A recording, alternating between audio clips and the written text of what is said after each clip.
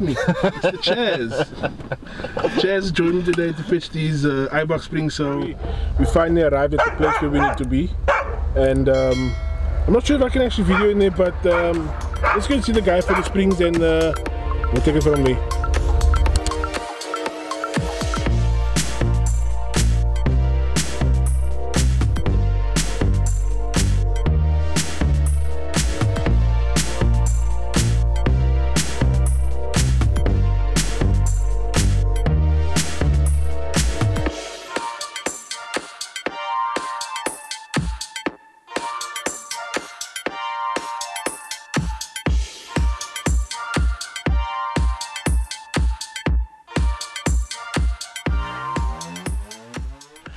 Okay, so yesterday we went to Gordon's Bay to collect the lowering springs from the dude called Royston. We got a set of Eibachs lowering springs as you saw early on. We didn't get a chance to do the strip and fit yesterday, so today we're going to be doing that, hopefully. Let's see if we can get the shocks out and get the original springs off and put the new Eibachs lowering springs on. So this is going to be a bit of a time-lapse video. I'm not going to go into the how-to because there's so many videos on YouTube on how to strip your shocks out, how to remove your coils and put on lowering coils or springs. So this is just going to be time-lapsed, and yeah, join us. And don't forget, if you're not subscribed, subscribe down below, smash that button down there below, you know, like to tap it. And thank you very much for watching. Let's get on to it. Well, look who just showed up.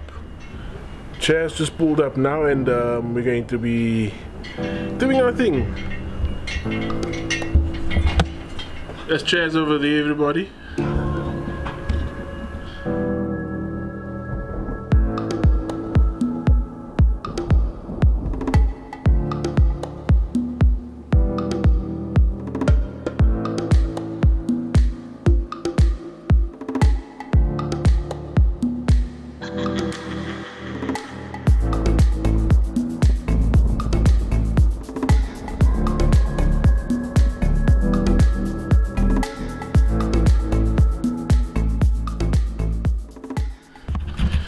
So we've got Chaz jacking up the car now to remove the rear wheel.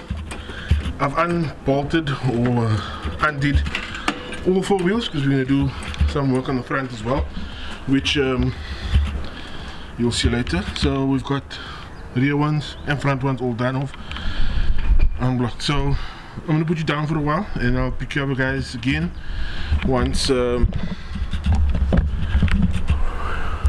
I'm out of focus. There we go. Ooh, that's not good. Let's do this. Okay, so I'm gonna put you guys down, and then once we've got all the wheels off the vehicle, I'll show you what we're gonna do. Okay, so small problem. If we use the side mount jack point, we can't put the jack stand on. So what we've done now is Chaz has gone underneath the car because the car's so damn high. You can actually put that under and jack the car from the diff so that we can put the jack stands in. So let's get that sorted out, and then once that is done, I'll pick you guys up again. Right, so shock is out, front shock is out. There's laying there, and we are going to see if that is going to work on there. So now comes the fantastic job of trying to fit that. Chaz, what are we doing? A life hack. Guys, here's a life hack for you. If you don't have the right tools, then do what Chaz and I do. We do our own ghetto style. Strap it up. Strap it up and work it.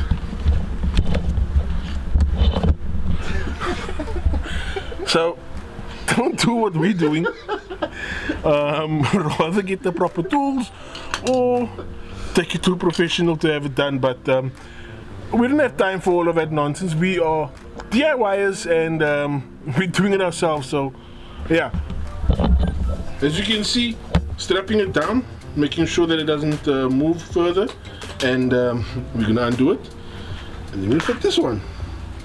Hopefully it works. Stand by. Okay, we've got the new springs fitted on the rear shocks as well as the front. I'll show you the front now. So now we've got to go in to fit it, and here we have the front shocks fitted with the new Eibachs springs, and we're just going to fit it to the car, and then I'll show you what it looks like. Right, so after a long day, a hard day's work that Chaz put in because I got busy with some other stuff for his vehicle, and also having to run between other things that I had to do for the day, Chaz finally helped me get the Outback lowered. Now I'm going to show you quickly what it looks like, but we will get some. Oof, that's bad. Oh wow, that's bad. Okay, so I'm going to show you briefly what the car looks like now. Bear in mind, it's still going to settle. It hasn't settled yet. It still needs to go down with the driving, and also I need to do alignment again and you know, set the camera and everything. But look at this. I think it looks awesome compared to what it was.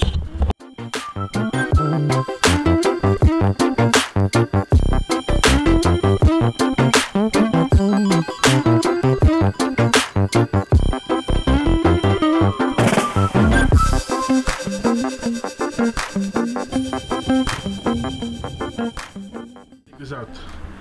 It might not be the lowest of low, but it's also not as high as it used to be.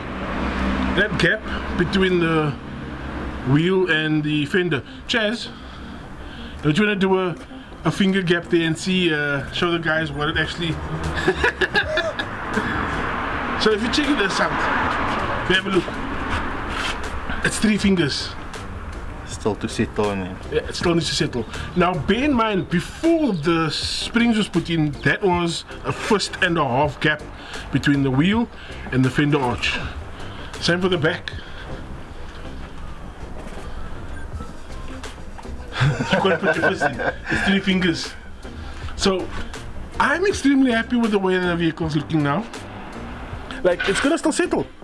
And I mean, now I can finally say that it's not this monster truck that we used to have, and it's not the raised 4x4 looking Outback that we got. I'm happy. Let me know what you guys think down below, and if you're not subscribed, hit the subscribe button. Smash a thumbs up if you found this useful, or like this, or like the direction we're going with this Outback.